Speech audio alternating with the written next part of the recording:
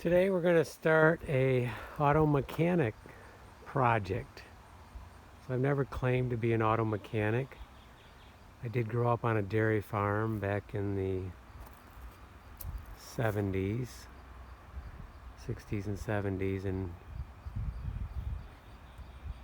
so I did do some repair of equipment at that point, but not a lot. I did take a small engine repair shop class in high school, so I know a little bit, but the only reason I have confidence to try this is watching some YouTube videos.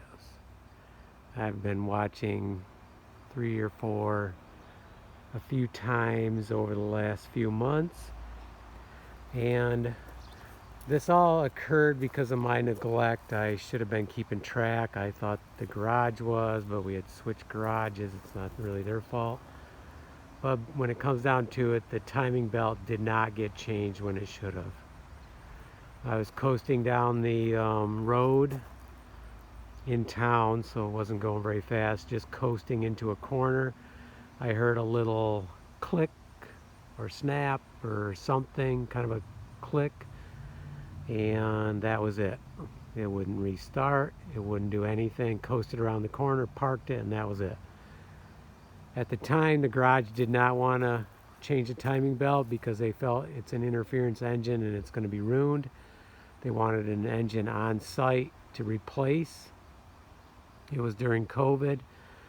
There was no engines to be found within any reasonable price range, and therefore I went out and bought a new truck because I had to have one. I had to get to work.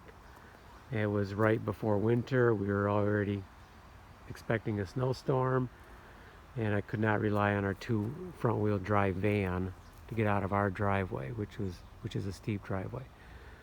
So I decided to park this truck and did not know what to do with it.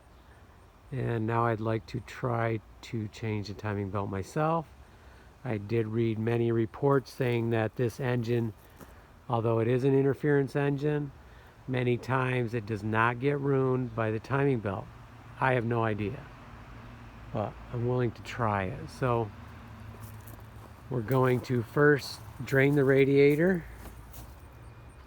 We're going to remove the fan, this covering, and then we're going to start pulling the belts, and we're going to try to document every step, because the last thing I want to do is get it apart and not be able to get it back together. So I think I do have an aptitude for this sort of thing, just have not really utilized it in automobiles. But let's see how we do, and let's see what's wrong. And I can't wait to see, is it definitely the timing belt? I think it is. They said it was, and it makes sense by what I've learned. And let's face it, it should have been changed about 50,000 miles sooner. Okay, live and learn, but let's see if we can learn something from our mistake and maybe open up a new area of interest.